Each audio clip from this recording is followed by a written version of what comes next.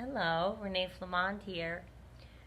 Of the thousands of things that bother me and you and all of us about the narcissists, of all of those things, one of them that kind of encompasses everything is the audacity that they carry through life, that no one should ever approach them to correct their behavior. It's how they run things. They run things so it is highly discouraged, either through behavior or outright words. It's highly discouraged for us not to question, comment, criticize, or complain. Narcissists are very often in powerful, influential positions. Many times that's the case because they're manipulative, right? And they walk over people to get to the higher positions. It's a very known fact that your CEOs and your top people, they're narcissists. They've crushed many a person to get up there. Not all of them. I'm not saying all of them, but it's a very common thing, right? Part of the education that we didn't get, part of the education that stays hidden growing up, is it's muffled, if you will. No one talks about this. We're taught in our youth that we don't challenge. We're taught inadvertently through our youth, or even right out. We don't question or challenge those that seem authoritative or confident or in charge. Like they've got it, right? Why would you? If they've got it, I don't need to challenge. Please, have it. I'd like to rest. Please have it. The problem with the narcissist is, very oftentimes, on one or many topics, they don't have it. They're making you think that they do. And they might in business. They might provide for you. They might have it in business. But they don't have it. They're a mess. We need to challenge and check and review. They are, at some point in your relationship, the narcissist is destroying something. If it's not the money in the family, if they're doing well in business, then it's the family itself that they're destroying, or your relationship with them that they're destroying, or maybe it is the business. But they don't have it. They don't. And they don't deserve space to be left alone, unquestioned, unchecked, on everything. Oh, God, no. Get your nose in it.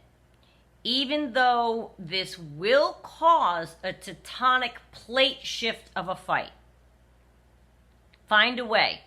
Protect yourself. But find a way. Your future depends on it. Your security depends on it.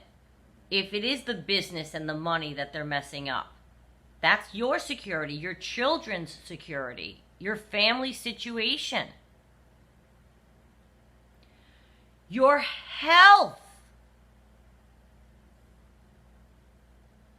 If you're not challenging, if you're continuing to sleep with your partner and they've been out everywhere with everybody, oh, no. Oh, hell no, mishkiv. No, not in this day.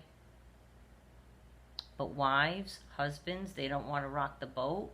They continue sleeping with their partner, unprotected. They've been out here, there, and everywhere with the world. Oh, you got the wrong girl. No. It's kind of like, I have a very big opinion on the respect your elders phrase that we're taught as children. And I kind of think of this in the same way. We're taught when we're younger, respect your elders. Blanketly, at least where I'm from, that's what you're taught, right? Respect your elders, respect. No. I taught my daughter a different way. I swear the respect your elders thing leads to childhood abduction, and I'm going to tell you why. I'm convinced. Kids are afraid to be rude. Respect your elders as a blanket statement. Respect your elders. So a grown man comes along, asks a little kid for directions, offers a little kid candy, all the ruses that we hear on the news that, boom, the child's missing. I taught my kid to run in the other direction as fast as she could the second an adult even stops. Not that my kid was ever outside alone, but I'm saying if ever in the world ever, I said to her, no adult ever needs help from a child for anything, ever. And that's what I taught her from this high. I don't care. Don't worry about being rude. Don't worry about taking the time. Don't even take the time to say the sentence, I'm not supposed to talk to strangers. By that point, they grab you and you're in the car. Respect your elders, blanket sentence. No way. Heck no way.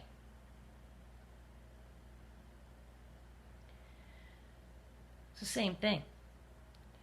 Blanketly, you're supposed to just trust that this narcissist is doing right by you, and you're not supposed to challenge them just because they said so.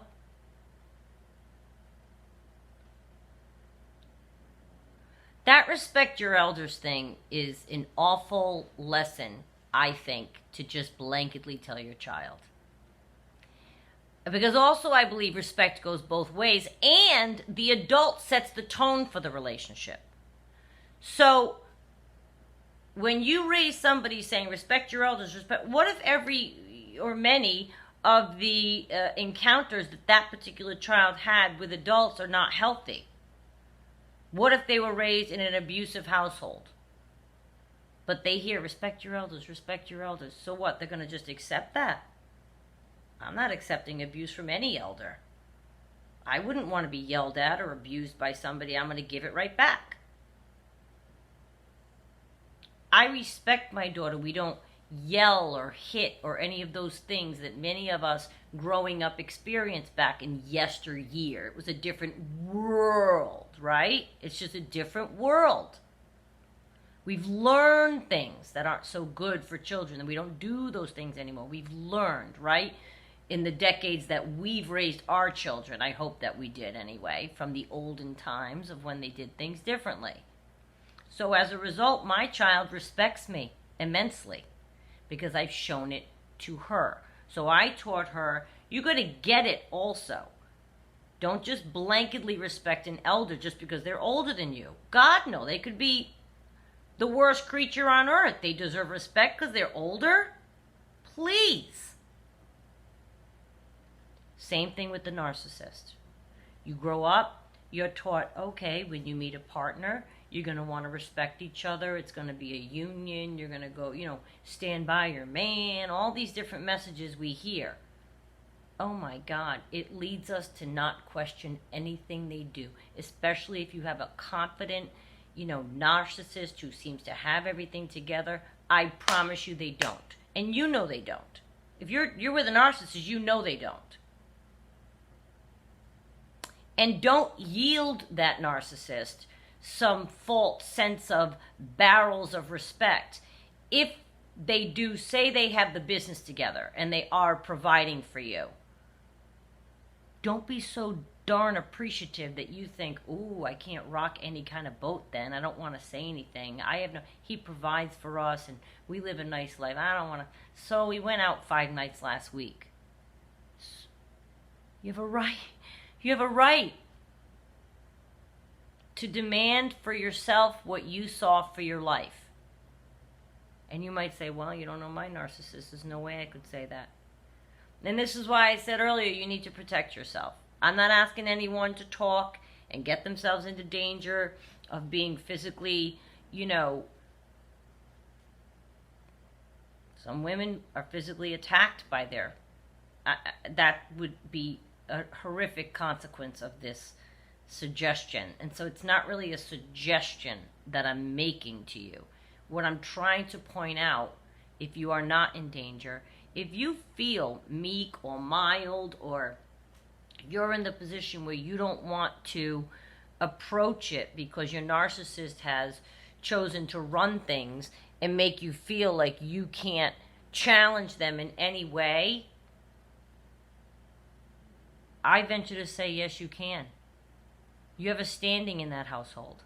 You count in that household. You matter in that household. You too are holding the entire thing together. If he's out working and doing the thing in your home, you're running that entire household. You're getting the kids done. You're moving your life through. You're everything. House management, kid management, it's a full-time job. And you do have more power than you think.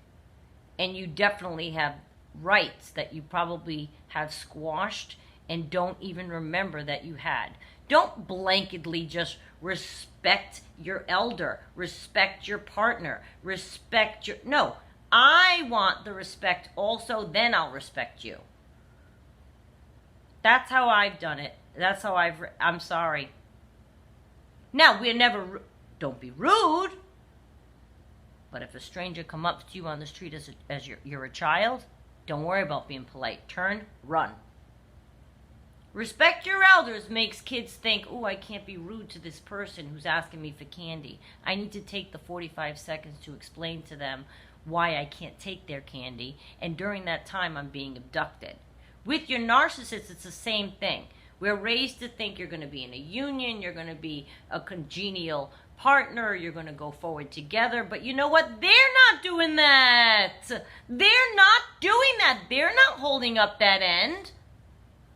And I'm not saying tit for tat, they're being this way, so you present a fight every day. That's not what I'm saying. But you certainly have a right to challenge, question, wonder, want to discuss. It's your life too. It's your future too. Your children's future as well. You delve as much as you want and you get the information. Do not consider it proper for the narcissist to make you feel like you have no business approaching them with clarification or answers that you need to know what's happening in your life. They set it up that way that we feel we can't ask them anything, because they get extremely uncomfortable with any kind of questions, don't they? Oh my God. Oh my God. I was just having flashbacks. It was a huge deal. You got any more questions? What now? Now what? Did I answer them all? Like, they get very insipid. Like, how dare you question them? Well, you know what? They know their behavior's off. You know their behavior's off. They know you know their behavior's off, even if nobody talks about it. So even if you don't talk about the behavior they're doing, you have a right to question things that do relate to your life, even if you want to keep that other stuff buried under the carpet in a closet door and you never talk about it. I know people like that too. Their husbands are cheating on them. They don't want to know it. They don't want to talk about it. They know it, but they don't want to think about it, and it's going to just, if I ignore it, it'll go away. Or it won't be real. Even if you handle it that way, you have a right to question everything else. You have a right. It is your life, and we have to protect ourselves. Right? Whether it's money, or how he is with the children, or how she is with you, or your parents, or the house, or whatever it is, don't let them set your life up that they run it, that you feel you can't approach. If you feel you can't approach your own partner about your own life, that is really a deep level of something that needs to be untangled. It really needs to be untangled. You're not just along for the ride. This is your life. This is it. We don't get a second shot, not with the narcissist, in our next life. Well, maybe you do if that's what you believe in, reincarnation. But in this life, this is it. Don't you want to go through it feeling happy and secure and, knowing everything is good in your life. It's a lot of little opportunities and instances that happen through daily life, and many of us, open our mouths. We don't want to make it shaky. We don't want to make them upset. You don't want to wake the beast. You know what? No. Wake the beast. Just be safe. Be safe. And I would recommend to get a good head on your shoulders before you do it, so you don't get incensed, because they will try to incense you with something.